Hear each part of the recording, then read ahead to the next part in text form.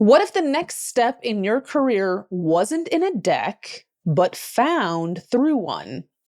Angie Banicki built a thriving career in Hollywood PR until the signs started pointing somewhere unexpected. One reading turned into 100. A private passion became a public calling. Now she reads cards and reads people, helping them move forward with clarity, courage, and a little cosmic support. This episode is about building well in the most personal way by listening to your intuition, to the nudges, to the patterns beneath the noise, and trusting your own direction, even when no one else sees it yet. I hope you enjoy this one. Welcome to the Dean's List, engaging conversations at the intersection of entrepreneurship, artistic expression, and holistic health. Experience wellness in full color, where fashion, beauty, and art blend with body, mind, and soul. Embark on a journey that dresses your aspirations in style, paints your life with beauty, and sculpts your well-being in every dimension. This is the Dean's List, where inspiration is always in session. Welcome to the Dean's List, where we explore the art of building well. I'm your host, Allison Dean, and with today's guest, the cards speak, and somehow, so does the music. She left a high-powered PR career for a calling that's anything but traditional, and now Angie Banicki, did I say that right? Banicki. Banicki. Angie Banicki reads tarot for creatives, CEOs, and seekers alike, weaving sound, symbols, and spirit into something that's wildly her own. In today's episode, we unpack how Angie built a life and business that blends ancient tools with modern truth, and how tuning into your intuition can shape more than just your next decision. It can shape the way you do business, live boldly, and lead with soul. Whether you call it intuition or just a gut feeling, Angie's story is a masterclass in listening to the symbols, the soundtracks, and the truths that don't show up on spreadsheets. Hallelujah. Welcome, Angie. Thank you. What an intro. Wow. Oh, I try. Okay, so I feel like just to kick it off, tell people what you do. What do? I read people in a general statement, but I read tarot cards. Mm-hmm. I write taroscopes. I teach a little bit of tarot. Uh-huh. And I'm actually really in a place right now where I'm like, how can I keep learning and evolving? As you know, Allison, I kind of talked with you a little bit. Yeah. What drew you to tarot, like initially? Like, how did it come into your life? Someone gave me cards. I mean, right around 33, I started having pretty wild dreams. And like, I operated before that very much in a business way and in a like living my life one way. And then all of a sudden it was just like, wait, music is guiding me and speaking me, and I'm feeling like I'm not alone, and lights in my house are talking to me, and things are not as they seem, I guess. And it just sort of overwhelmed me. And then someone gave me cards and I was like, oh, wait, now I can maybe understand more of the dreams or the feelings. Like I would have a feeling about something and then I could use the cards to try to understand it or unlock more of like, what is this feeling or understanding? How easy was it for you? Because I mean, I have cards. I can look at the cards. Maybe I can like pick a card randomly from time to time and like maybe create some sort of a story. But like, how easy was it for you to learn it all? Yeah, it's funny. As with everything, I think, right? Like I put in a lot of time and effort. I learned, I did it in this way to not be like, tell me the answers. It was like, let me understand this. And I was constantly trying to understand and almost like guessing and then watching what would happen, right? So I'd be like, I think this is what it's saying. Okay, now let's see what will happen. Like I would be with friends at a restaurant and I'd be like, we'd ask, should we go to this bar, this bar? Oh, if you go to this bar, you're going to meet someone traveling from a foreign land. And then we'd be like, okay, let's go try it. And then we'd go to the bar and have someone end up coming and sitting down with us and like telling us they're from France and blah, blah, blah, blah, blah. And we'd be like, wait, this is the guy that we saw. So it just was a lot of trial and error. And to be honest, I just was having this conversation with someone where like, I like couldn't get out of my own way in my head. When it started, I would be like, I have to have a drink because it's almost like the pressure and my mind could not make sense of it. Now I don't even drink at all, but like I could only use it that way. It was like there was too much in the way in there, and that would just like get my mind out of the way to then be like, okay, open up and let things come in. That's so interesting. Yeah. All right. So I kind of mentioned this in the intro. You left a pretty interesting career in entertainment PR.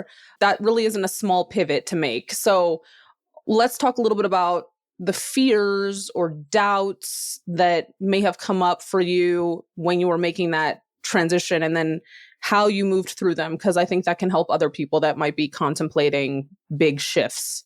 Sure. Well, I think as with time, sort of wisdom settles in. And the more that I've thought about this as I've gotten older, I'm like, oh, it was not an overnight thing. Like it took time. There was a point at which in PR, I thought I was going to go start my own company and run a whole thing. And things started to happen to show me, no, that's not the life that I want. Like, I don't want to go be like crazy and work all the time. Like, this doesn't feel right to me. Something different. Mm-hmm. So I slowly opened up to realizing that, right? And then I like left the company I was working for and I'm like, I'm going to do this on my own.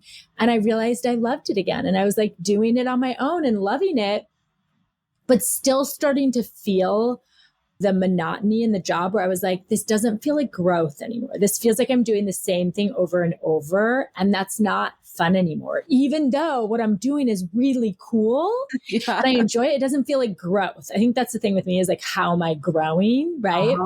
So then slowly the card sort of happened and I was like, but I'm not going to really do this. Right. You know, it was more like, this is just fun. Right. And eventually people kept saying, this is your gift. You need to do this as a job. And I was like, I can't charge for this. And it just finally got to the point where I would sit with someone and do a reading and be like, this is all I want to do.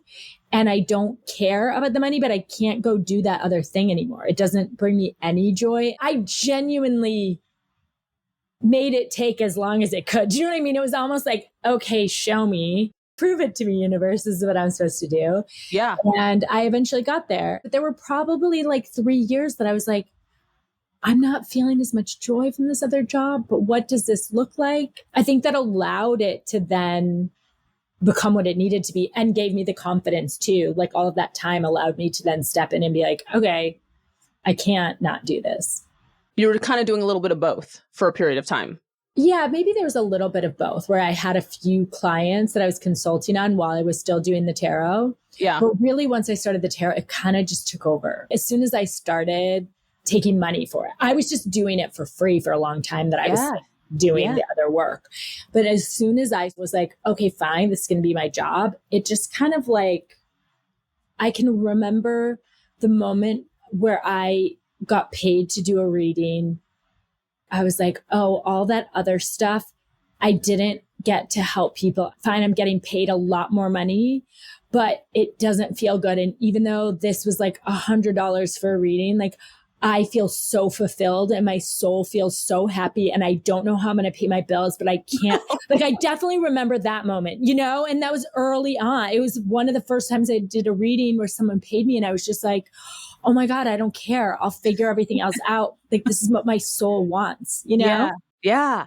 That I think is powerful, what you just said, because I feel like when there's so much of you that is aligned to something and you just know that you'll make it work no matter what because it's so gratifying, I feel like many people aren't even fortunate enough to have that feeling. You know what I'm saying? Where it's this like light bulb of like, this is it.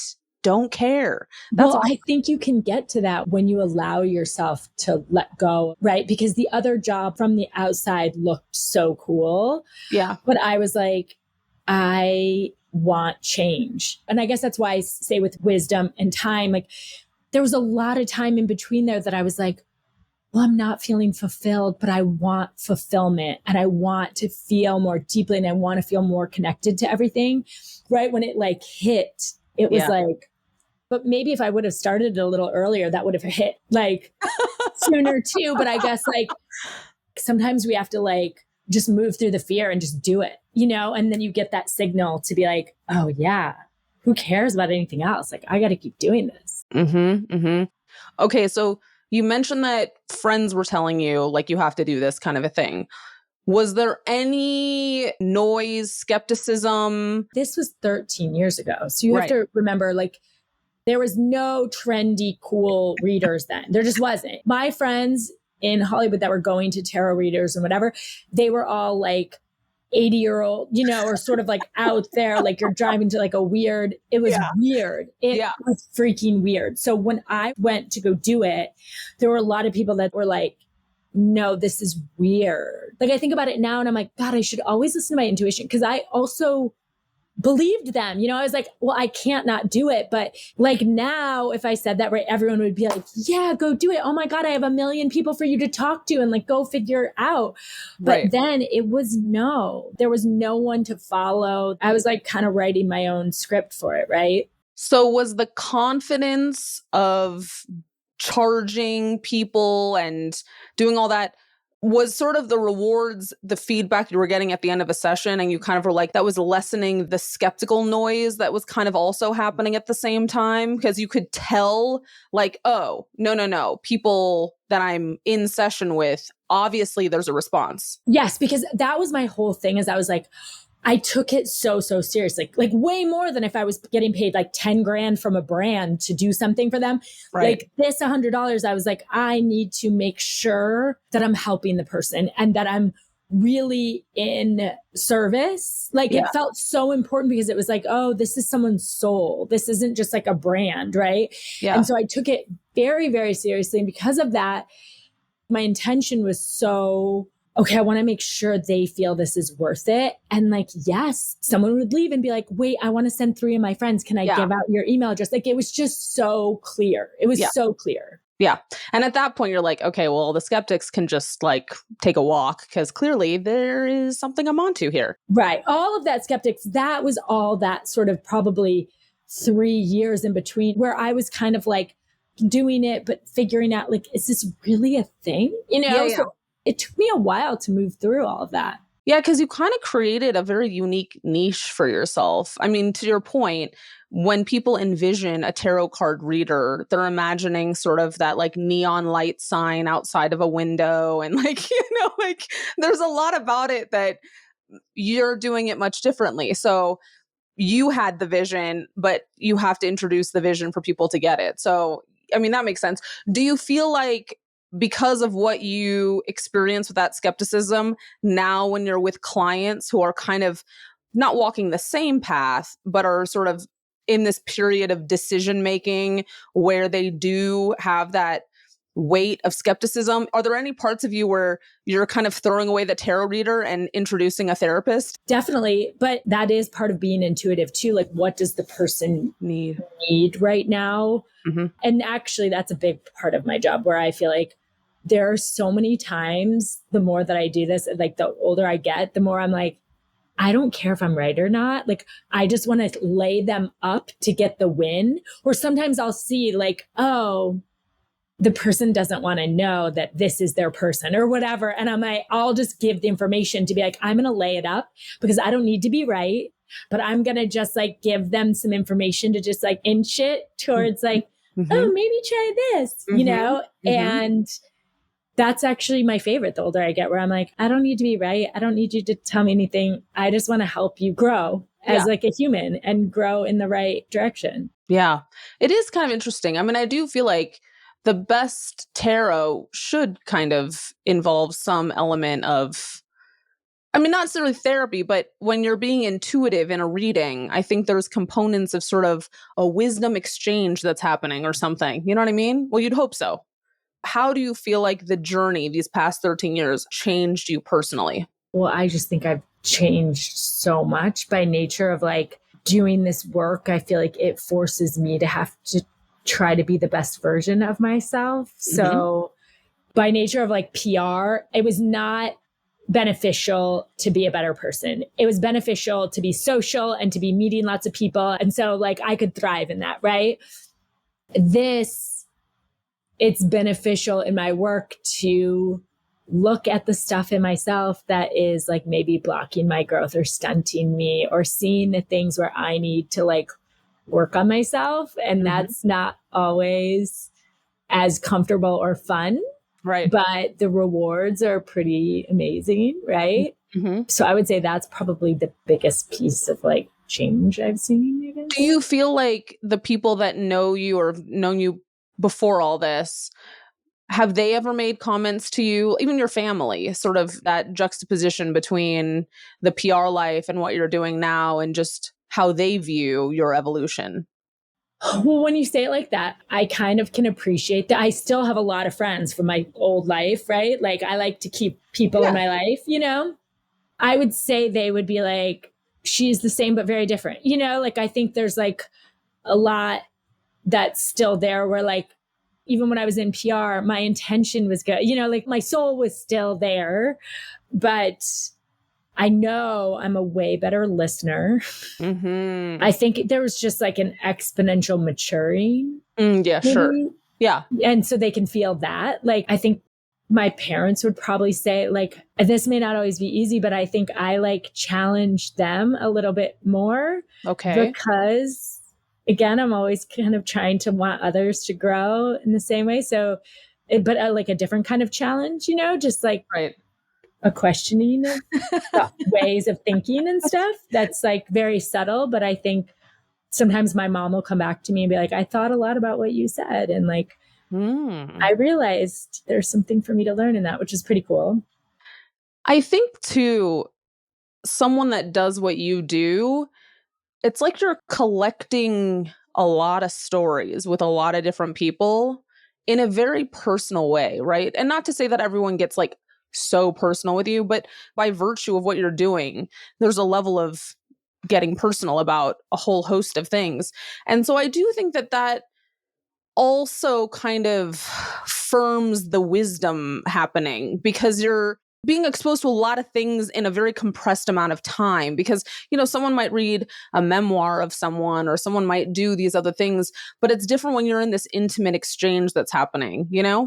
Yeah. Like the example that hits me is like today I read someone, right? And she's like, I've never done anything like this. Like she has kids like in their 20s or whatever. And she's like, they all have their astrologer. And she's like, but because my friend like recommended you, I want to do it.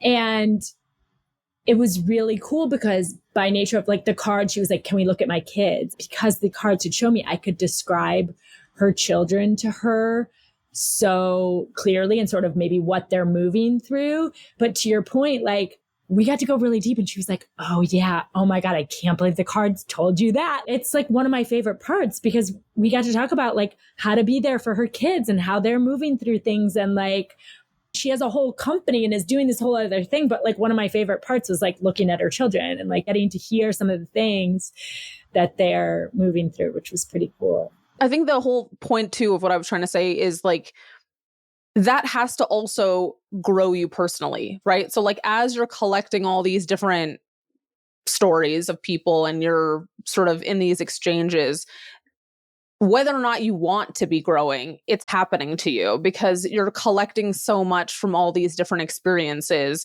and you yourself are sort of sharpening your own, I guess, outlooks on different things just by virtue of what you're doing. Totally. Every once in a while, I will get the hit. And it happened twice in readings today. It's like I get this weird sign that I'll say something to someone and I'll get this like little light bulb where it's like, that's for you too, where it's like for a second, I'm like, are the cards reading me? And then I'm like, oh, no, that's for them, but that's for both of us. Or like, that's a lesson now. And yeah, to your point, it's my favorite thing because I feel like a lot of times if I'm struggling with something in life and then I have to go do readings, I really am brought back into my highest self to be able to then face the difficulty or the challenge in my life with this wisdom that I could meditate all day and have a hard time. But if I go do this for someone else, it brings me there to help then support my own growth. So yeah, that's another sort of I'm like, everyone listening is like, man, I wish I could have those things happen more organically. But it's why I love like a lot of my friends, since I made a deck, like will pull a card and send it to me, or it's like open them up to getting their own oracle cards or whatever. I do it all the time when I'm just like God, what do I feel stuck? And can just like go pull a card. And it's like a little like wake up, you know? Like a switch. Yeah. Yeah. All right. So I think the thing that I thought was one of the coolest things about you was the fact that you use music in your readings. Like music is a very important aspect of what you do. And so I want you to share a little bit why it's so essential and how you think it really transforms the experience for everybody. Sure. I mean, this is like my favorite part too. like, like yesterday we were dropping my daughter's friend off and we all were like, bye, Billy, bye, Billy, bye, Billy. We don't want to say goodbye. And then the song switched like, there's no room for goodbyes or something like that. And I sent it to the mom and I was like, this is what happened when we dropped your daughter off. It just like makes life so much more fun, right? It was like a moment of comedy that it was like, the music was like, yeah, bye. And in readings, it just is like another voice. I'm taking this like teaching class, like hands-on teaching, but we put our hands on the body to help heal, right? Okay. And on the last day of class, we were on Zoom and everyone's saying their goodbyes. And I'm like, I hate saying goodbyes. I don't want to say anything. And then the song switched to Touch Me. And I was like, guys, okay, it's my turn for goodbye. Because at first I looked at it and I was like, ew, touch me all night long. Like that was the song, but it was like, touch me. And I was like, I'm not going to say that. And then I was like, oh my God, we're touching each other, literally practicing this thing. And when I said it, the teachers were like, this is the best thing about you. Cause I'll do that in class all the time. I'll secretly turn my channeling mix on and say things. It makes you laugh at life. It brings joy. And sometimes it really connects. You know, the other thing with music that's great is a lot of times, or if I'm like at an event and they only get one song, the person will be like, that's my favorite song. Or it'll be a song that I'm like, nobody knows this song. And then I'll be like, this is your song. And they'll be like, wait, that was the song that like in high school, blah, blah. They'll have like a crazy story. And I'm like, whoa, it just opened them up to like connect us, you know? Yeah. What was the moment that you were like, I am using music in my readings? This I remember very specifically. I was in Ireland, and this is before I was reading cards as my job. And I went to Ireland to just like researched and found all these like spiritual spots around Ireland. And I was like, I'm just traveling by myself and I'm going to go find these spots in Ireland. And I went for a walk and all these cows. I mean, it was the craziest thing. I had my headphones in and I was just listening to a mix on Spotify. And I was like, am I imagining this? Because like I would walk up and all the cows would come from the lawn and start walking towards me and like staring at me. And I was like, is this in my head? And then I passed these people and I was like, am I crazy? And they were like, we saw it. We saw them all start coming and like stop next to where I was walking and like just stare at me. And the music, it was on a shuffle. And it just kept playing this song by Lissy, who, by the way, turned into being a client of mine. Oh. She's like a smaller artist who has this beautiful voice. And the song says all these things, but it's like angels follow me. And I was like looking down, I was like, it's still on shuffle, but this song keeps playing. And I was like, whoa, it is spirit talking to me and spirits in the eyes of the cows, like coming towards me. And it was this crazy moment. And then like the next day I was driving and almost out of gas, like driving on the other side of the road in Ireland, like, where am I? And I got lost. And the song started saying like blurred lines. And I was like, yeah, I don't know which way to go. And then I literally asked, because I was like, I'm going down the road. I'm in the middle of nowhere. I'm going to run out of gas. And I don't know. There's like a farmhouse like 2 miles away. And I asked the music, like, do I turn this way or this way? And the music, I can't remember the songs, but it showed me and I was able to find my way back to like where my hotel was. That slew of days, like that's when I realized like, oh, I can communicate through the music. That was really cool. Has there ever been a reading where a song comes on and you literally had no idea how it connects? Sometimes I don't say all of the songs. Like I remember reading this woman and she was so afraid of losing her relationship. And the song that came on was like 50 Ways to Leave Your Lover. And I knew it wasn't about her leaving her lover. And I was like, that's your fear. Like that's your fear coming up. Okay. So there have been a few times like that. And sometimes I'll see songs and I'm like, this is the person's fear. Or sometimes even for myself, I make monthly playlists. I'll notice the songs when it's like really happy and joyful or when it's coming up to sort of show me, oh, I'm moving through something hard, or I'm moving through fear, or I'm meant to grieve some stuff from the past. We're not here to just experience rainbows and moonbeams. Like we have to understand, like, or move through pain and suffering. That's how we sort of up level, right? And I've been thinking about that a lot more lately, where I'm like, it's not just like, oh, a bad song came on or a sad song came on. It's like really representative of like, again, that acknowledgement, even when it maybe feels like I'm there more for support for someone, where it's like letting them feel through stuff, because the grief is part of the process. Yeah. There's a lesson in it all, I feel like. In any of the songs, there's still a lesson, which I think is actually pretty magical. Since you've been doing this a while, what is like lighting you up the most about your work right now? I think what lights me up is possibility now, because I'm playing with what else is there. Like this morning, this reading I did, this was like a new client, and I really get excited when I connect. Like it was so much fun reading someone new. And then I have people I read all the time where it's exciting too. But I think there's something around possibility of like, you know, my daughter and I are playing with like a kid's deck, and I have a lot of possibility around me, and sort of the anticipation of like, how else might I be able to like share my gifts? Yeah. And actually, all that said, probably my favorite thing now is I've been teaching a class every week, and it's just like a small group of us, but we sort of channel the energy, and sometimes the music will like last week, one of the girls, I was like, wait, what did you pull? Because we'll all pull some cards together and talk about it. And the song switched to Mr. Tambourine Man, and she like held up like that the guy she was dating had sent her the album cover. Like it was just such a wild moment where, and it's fun to share in it, where she had pulled the cards and then I was sharing. And so I'm kind of in that moment now where it feels so fun to get to watch others open up and like, get the signs and be connected to it. Yeah, I love that.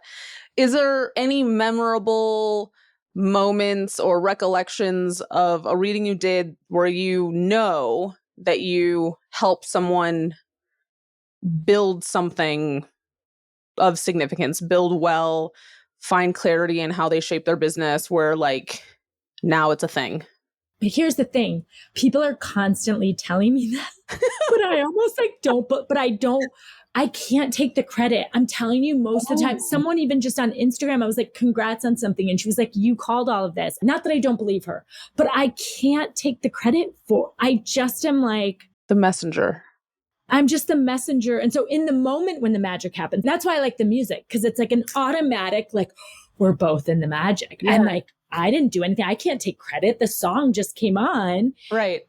The other stuff, you know, whatever, like Scooter Braun posted something that I like called. And I remember that story. I remember telling him like, that is definitely the truth, where I was like, wait, there's something else coming. But I say it to him too. I'm like, you probably would have known to wait. And he was like, Angie, take the credit. Like you were very, very clear on like this person's coming. But I also believe the universe would have helped support him through that many times for all of us, right? I don't collect wins like that. I've been on podcasts where people are like, name your favorite thing. And it's usually my favorite thing is like what happened today. You know what I mean? Because I'm like, I can share it. But someone a few weeks ago was like, you called this. And I was like, I don't remember. I don't remember saying it. They were like, you said this. And I was like, okay, but I don't remember. And I kind of love it that way too, because then my ego doesn't have any room to be like, I know, you know. That's true. And I'm not always right either. So I'm very aware of that too. And whether that's I'm not right, or whether I'm saying again what the person needs to hear now, and maybe it doesn't, I don't know. Right. Right. It's like the art of living in the present, truly, and just really leaning into like what is happening today, what happened yesterday. If it was great, great, but I'm focusing on today. I ask this to everybody. What does wellness mean to you? I don't love the word wellness. I'm not going to lie. I think it just might be overused. So I'm like, oh, I don't usually use that word. But to me, it would be like taking care of oneself, whether it's tarot or yoga or spa or breath work, you know, to take care of yourself. Like, I think that's important. And I would say that's why I'm sort of learning this stuff in my healing school, because I'm realizing the words and how I use the tarot is like the words, but really when our emotions get so deep or stuff, like it can come out in our physical. And that feels really important now to be healing and helping people to move. What's a better word for wellness, or what's a word that you prefer that encapsulates taking care of yourself? You know what just hit me, which my daughter gave me this yesterday? Strength. Strength. And in the tarot, the strength card is what I use if people are like, talk to me about my health. Like the way that I know if I'm meant to push someone to a doctor or to go deeper in their health journey, strength will show up upside down. Oh.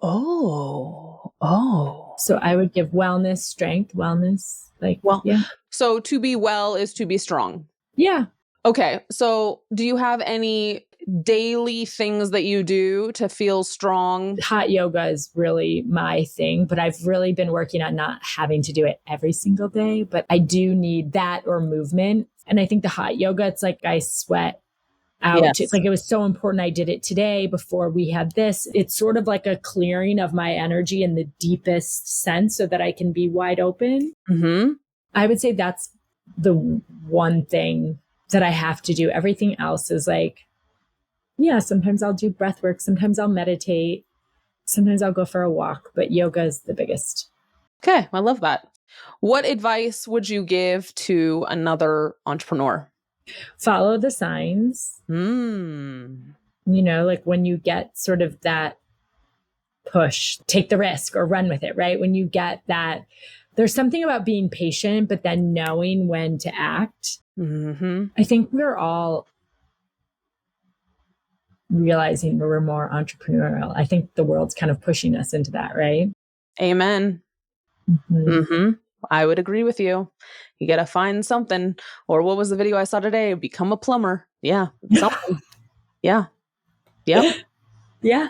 AI is taking over. I know. Yeah, you're right. And so don't be afraid of like what might be showing up for you where you're like, maybe I should try this.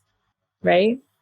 How often do you think people ignore signs? Like, I think for some people, it's really hard to understand what a sign is. And so what would you say to those people that maybe have trouble understanding how to pay attention to these things, where if they're really looking for a message and it's not happening?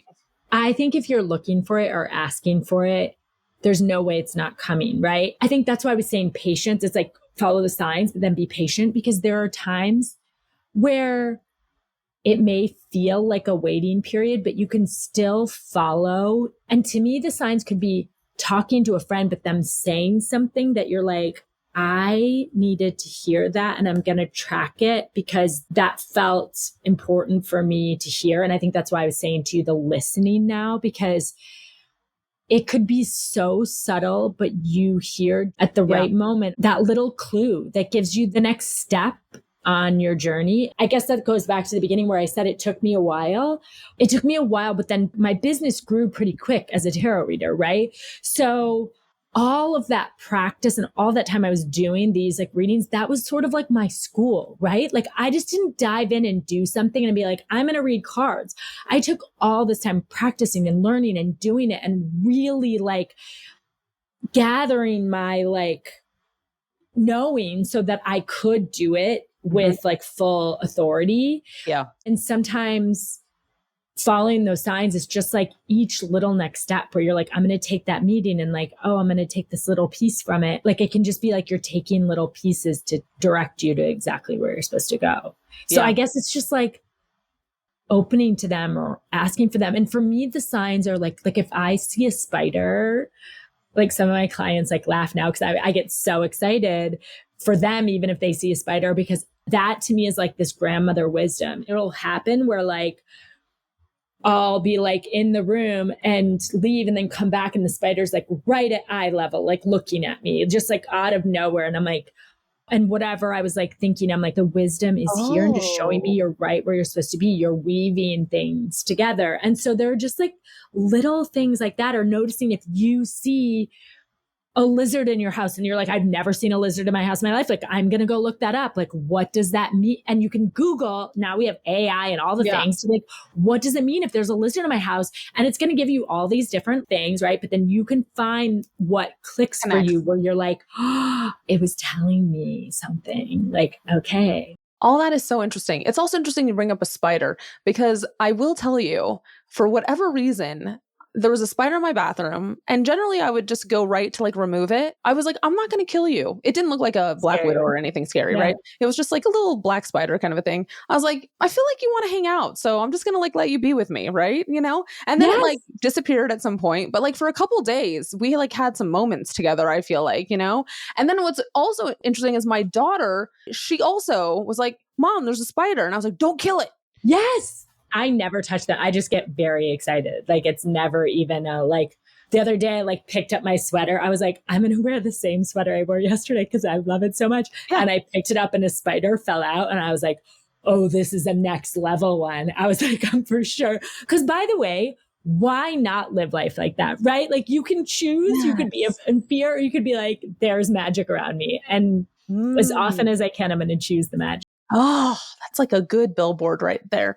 Do you see any patterns or themes, or are you noticing anything collectively in the people that you're reading for right now? I would say the numerology of this year is we're in a 9-year, and the 9 is about clearing some of our past to welcome in the new. Okay. And then also the way Pluto is positioned. I almost want to say from now until October, that feels like the more that we can be in these baby steps and in anticipation instead of the fear of like what might need to be letting go. And the song playing right now is Voice in My Throat, which can be like using our voices earlier. The songs were like Truth. And like everyone's talking. I wasn't saying it out loud because I think you were talking at the time, but I was like, oh, the music is channeling with us. But yeah, there's something right now about like, don't be disappointed if you have this dream and you're like, it's not coming together fast enough, or why does it feel like things feel a little blocked, or like it's not going as fast, or I feel like I'm doing things. And like, it's because we need to feel in our body and we need to be in our like strength, working on our like confidence and like owning who we are and what we want so that it can come to us. Love it. And so some of the clearing that's happening this 9 years, like, oh, you've been holding on to like your mom or your grandmother's like fear of, oh, that's like maybe what blocked them from fully living their dream, or maybe they're like lack of abundance, or like the point is that it might not even be yours. It might not be your fault that you sort of have this thing that feels like a block. And a lot is wanting to move so that we can. If you look at it in the collective, there's like a lot of pain and suffering and gripping onto the old way that we want to move and shift, but we don't know how. So there's sort of like a holding on of the past. And I think, I don't know, the more you can know whether it's you're someone who's like just chipping away at something, or maybe you have this dream and you're like, it feels like I don't know what else I can do. It's like really starting to see it for yourself and to get yourself ready as if it were happening sooner. I would say from now until October, there's a little bit of that. And that's not to say nothing's happening until October, but it's like using your voice and talking about what you want. The song switched to Shake Your Body, which is like back to the wellness and the strength. Like, you know, it's like we're getting it all off and getting ready. Oh my God, I love that so much. All right. If your tarot deck could speak directly to entrepreneurs, what card would it pull and what would it say?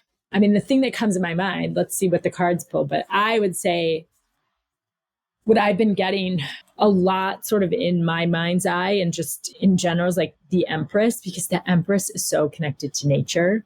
Oh, she's being in beauty. She's like wanting to create. And I think speaking of AI and how things are changing, like how are we looking at life as a creation instead of like a workhorse, right? It's like, how do we want to create life and beautify our life? Mm-hmm. And it's funny, the Six of Swords comes out for the entrepreneurs, which is really about learning. And that feels like another big piece or theme that's coming out in a lot of my readings is like how are we showing up to what we need to learn now? So if you're an entrepreneur, it might be like, this is the direction I want to go, but I'm not sure. Or it feels like, is this the right direction? Because the landscape is changing a lot and I'm not sure. But if you're looking at it as like, I'm going to go for this and I'm going to learn, and either we're going to go in this direction or we're going to pivot eventually, but I need to keep going this way for everything I'm going to learn for where I'm taking the business. Yeah. Yeah. So I would say the Empress, which is the 3, and the 6 of Swords, which add up to the 9. So back to that 9 here in the That's so trippy. All right. I feel like you've got a lot of plans. So what do you want to share with how much you're working on and where you see your business in the next 5 years? Ooh. I can't see my business in the 5 years. And I think that's not a bad thing, because I'm trying to be open to how can I be best used, I think, as teacher. Yep. So, and probably more retreats, more collaborations. I'm talking to the class about doing like a tarot collab with them, if anyone knows the class, which is kind of cool because they are like a workout place. But I'm kind of into this idea of like, how else can I sprinkle my magic in different ways? Yes. And I think just getting to share and create experience around it. So outside of the retreat, I'm kind of playing with fun ways of doing events with the cards where you don't have to know a lot of tarot. You just have to know enough to like drop in and open up. Sounds amazing. Okay, we're going to do a quick fire that I'm now calling extra credit to tie into the themes of the show. So we'll see how that sticks. But it's the first thing that comes to mind. So easy breezy. Early bird or night owl? Night owl. Coffee or tea? Coffee. The first tarot deck that you ever owned? Ooh, Prada. Oh, a song that you return to when you need clarity? Something Good Can Work by Tudor Cinema Club. Oh, okay. Is there a book that significantly shaped how you view life or business or intuition? I don't have one book. Right now, I'm obsessed with, I'm going to hold it up to, I know this is supposed to be quite round, but okay. The Book of Secrets by Osho. Oh, that was a good flash by too. I like that. What's one word that you would use to describe your business journey? Free-spirited. Oh, okay. If you could time travel to one era, when would it be? The 70s. Cool. What is a practice you secretly recommend to everyone?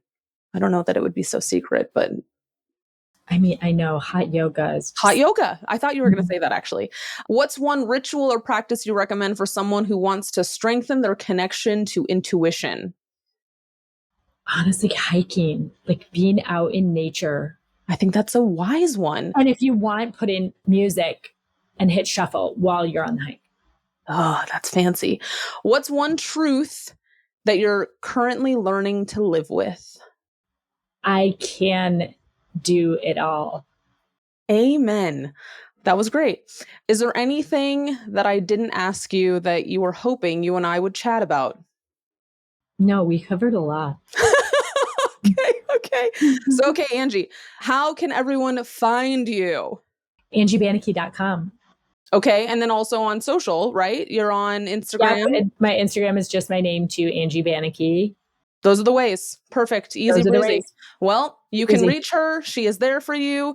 She has many insights. I recommend you follow Angie because it's always interesting. She also has a fun newsletter. Angie, thank you so much for being on the Dean's List. Thank you for having me. And thank you all for tuning into this episode of the Dean's List. Be sure to subscribe on your favorite platform to stay updated and follow us on Instagram at official_Dean's List and YouTube at It's Official Dean's List. I'm your host, Allison Dean. Until next time.